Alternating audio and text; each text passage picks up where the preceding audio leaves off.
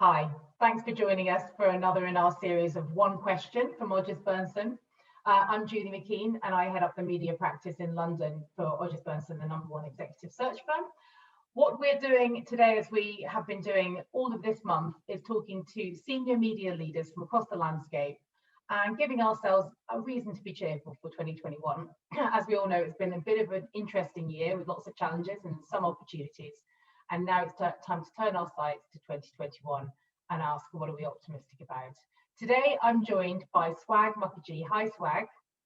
Hi, Julie. Thanks very much for coming. I'll tell you a little bit about Swag before we ask him our question. So Swag is CEO of Centaur Plc.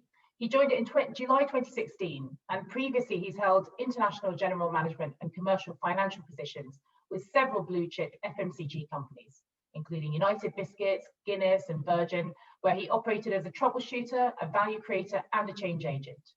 As Group Finance Director of Biocompatibles International, he co-led the commercialization and growth of the company with the CEO and increased the share price fourfold in a falling market.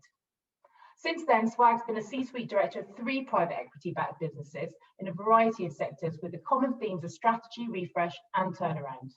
He's also led a substantial number of M&A transactions and a multi-lender refinancings.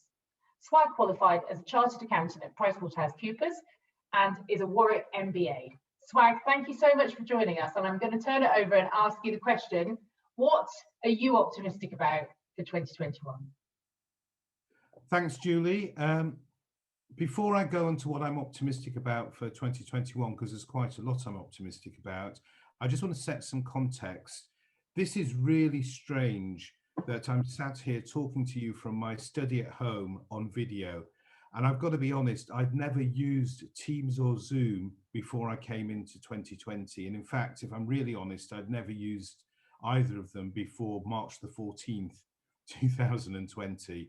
But now it's the new normal. And I think there's been a lot of new normals that have arisen this year. And this year's been a horrible year in from many perspectives. The thing that I think I'm optimistic about next year is what the human race has done this year. You know, we as people generally throughout the world have had to be really adaptable. We've had to really face up to something we've never faced. This is not like a recession where, you know, those of us old enough have been through 2 or 3 recessions and we know how to manage them. This is something where every day something is new. We locked our office down a week before Boris locked the country down, and March seems to us to, on one hand, be a long time ago. On the other hand, it seems to have gone very, very quickly. And our business and our customers, because we focus on the legal sector and we focus on the marketing services sector, both of them faced quite big shocks, and that obviously rippled through to us. We provided those businesses with a lot of face-to-face business intelligence and insight through consultancy and training, and that, you know, ground to quite a big halt. So we had to become very adaptable very quickly and innovate our products, and we've come through that very well. We're a very robust, resilient business at the end of 2020, and I wouldn't have expected that in March, April, you know, when we were facing what looked like a bleak outcome. So to quote the late, great Ian Dury, there are many reasons to be cheerful, 1, 2, 3. And my 1, 2, 3 are around people, adaptability and innovation. So let me talk about people. As I mentioned earlier, people throughout the world have been very, very good, and they've been very resilient and they've been very innovative.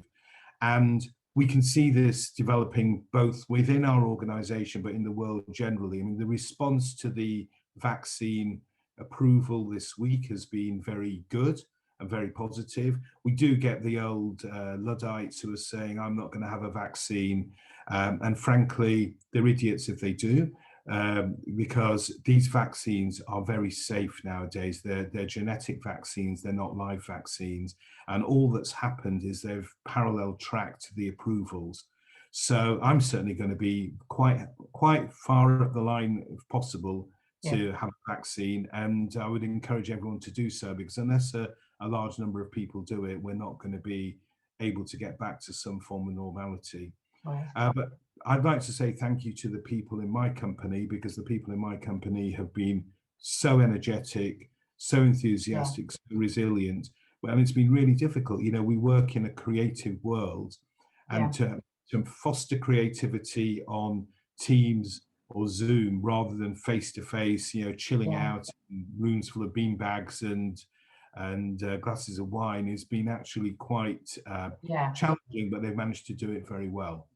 I don't know how the advertising agencies are doing it, because that must be really difficult for their creative rooms. Yeah. I think so. The human race and, you know, people in this country and people in my business are a very big reason for feeling cheerful for 2021.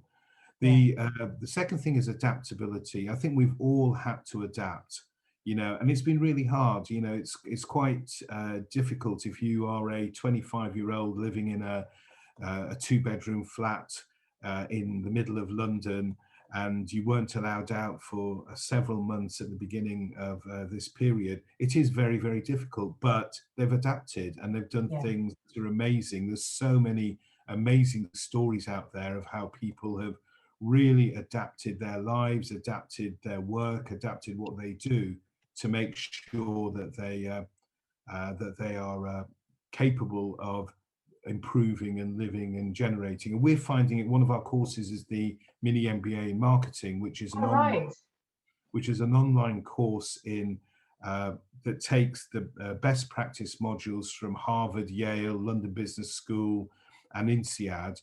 We have a very well-renowned professor called Mark Ritson who fronts this for us, and it's an online 12-week MBA course. You pay 1,500 quid for it. You do interactive work with Mark, and then, you know, pass the exam and you're awarded the mini MBA. That business has doubled over the last year because people are finding they've now got a little bit more time because they're not wasting 2 hours a day commuting, and they're using that time to better themselves. So that adaptability and improving their skill set is really, really good. But that's now locking in as a new form of working, you know, online learning, whether it's in marketing, whether it's in IT, whether it's in legal work, is just doing really, really well. And presumably, Swag, that kind of gives a little bit more geographical diversity and opportunity to people who wouldn't necessarily be able to come in and stay in London and go and see Mark Ritson in person. You get a proximity there, regardless of where you are in the country, to be able to undertake something so completely rewarding as an MBA. Yeah, that's absolutely correct, Julie. So, for example, this year we've trained students from Google New Zealand at one end of the spectrum. We've trained students from people like Adobe, Facebook, Unilever. These have all been people who sent candidates on the mini MBA course from all over the world. Wow. Procter & Gamble, Coca-Cola. So, you know, blue chip companies are using a blue chip MBA to really train their people. Yes. And that leads me on to the other area where we have been very innovative. Over the years, we've had a company called eConsultancy, and eConsultancy is regarded as a thought leader in digital marketing. Right. Now, for obvious reasons, I'm not going to name clients here, but we've had 55, or we've been working with 55 out of the Nielsen top 100 marketing spenders in the world. Wow. Marketing departments. You can imagine who some of these people are, where they feel their marketing is not suitable or adapted to modern digital marketing. So we've been doing a lot of work with them on digital marketing transformation.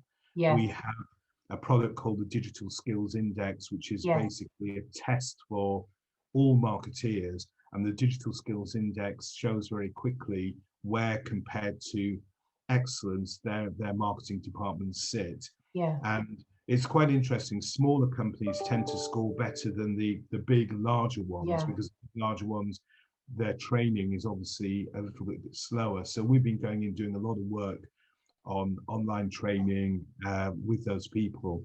Yeah. And our order book's full on that. I mean, it's looking pretty exciting for 2021. The Yeah. sad thing, we can't actually name the companies that we're Yes. doing it because they don't want to admit that their marketing isn't up to the standards it ought to be. No, you can take the pride when it goes out of the door, though, and you can see it in the world. Absolutely, absolutely, and you can see big differences happening already. And I've pinched myself a lot because we're a relatively small company, and I find that when X PLC in the top 10 Forbes companies in the world, takes little old Centaur to do its digital marketing skills training, you think, that's quite impressive. That's excellent, and certainly something to be cheerful for 2021, because it sounds like all of those will carry on through and change the ways of working potentially forever. I think you're right, and absolutely change the ways of working. If you think about your organization, our organization, and the organizations leaders I've spoken to, I can't imagine many organizations going back to work in an office 5 days a week. The people generally, the general feeling seems to be, and this obviously varies from industry to industry, 2 to 3 days a week, probably Tuesday, Wednesday, Thursday in the office, and people want to work from home Monday and Friday. And certainly for our business, that's perfectly fine. Obviously if you work in a factory or in a manufacturing environment, that doesn't work. But for service industries, I think that does work very well. And if people are saving an hour, hour and a half, 2 hours commute every day, that I think their work-life balance is better. I don't know how it is at Odgers, but we've been monitoring on a daily basis whether people are working, whether they're ill, whether on holiday, etc. And our touch wood, our illness levels have really, really fallen. The coughs and colds and flus and that sort of thing. I suppose that makes sense, doesn't it? Ironically, in a pandemic, you're not seeing people, so there's fewer interactions. Absolutely, you're not stuck on a tube with your nose up someone's armpit and someone else coughing all over you and that sort of thing. It seems so alien now, doesn't it, to all of us? Absolutely. I can't imagine getting on the tube again. No, it's going to be interesting to see when we all were kind of allowed out how much people want to go out. Well, Swag, that's absolutely brilliant. I mean, so many interesting reasons for us to be cheerful for 2021. And how quickly touch on, for me, do you think that's going to have an impact on what talent you need, at a senior level, or how the leadership needs to adapt? Is there anything that we should be careful of going forward? It's an interesting point. We had a board meeting earlier this week, and we were discussing this exact point at the board. We've had very, very low turnover this year, as you can imagine, and I guess a lot of other companies have had low turnover because people have just sit put, and our concern is, do we have a talent drain going out in 2021 as the market might loosen up? And you'll be better versa be able to tell me that is the market loosening up or not. But I think we have to keep, we've looked after our people very well this year. We've communicated them well, and we've tried to make sure they stay engaged in the business. And hopefully there'll be some rollover from that into 21.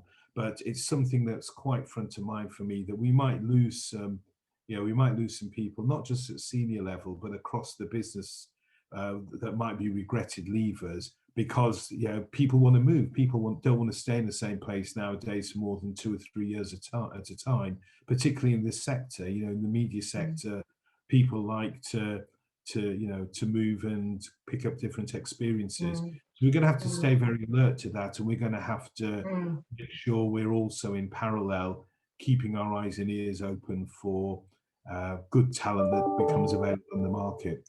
The other thing we're doing for next year is, and I know that Odgers, certainly last week I was asked to fill in a questionnaire about diversity and diversity recruitment. And I think it's something that's really important. Thank you for doing that. That's all right. And I'd be interested to see the results when they come out. But from our perspective, we are looking at you won't like this, but we're looking at alternative forms of how we bring talent in. We're doing work with people like Brixton Finishing School, which looks at the whole Black Lives Matter, the socially challenged areas of the world, so we can actually start recruiting young talent from there. And I know a lot of the good headhunters like yourself are actually going down that line as well. And it's really important because there's a whole area, I think, of talent, of particularly creative talent, that isn't actually getting access to the right jobs. And we need to make sure we encourage that and develop it. I think you're dead right. And also, you know, starting out in advertising in the 90s, it was unlikely that most people that we knew who were great were going to be able to afford to live in London on salaries that without having a parent or somebody's flats that they could stay in. And I do think, you know, potentially the combination of the two things you said about your keeping your talent, you know, fresh and making sure they're engaged and loyal, and actually having sort of new talent coming in, the geographical ability to kind of maybe change that slightly so that you don't have such a big, you know, kind of insistence on central London. It's really interesting. It might actually just free some of people up to be able to get on a step on the ladder. Well, look, Swag, thank you so much. It's really generous of you to spend your time talking about our one question, and I really appreciate it. And I'm sure you're going to have a cracking 2021. So thanks very much. Thank you very much. Thanks for giving me the opportunity. Thanks, Swag.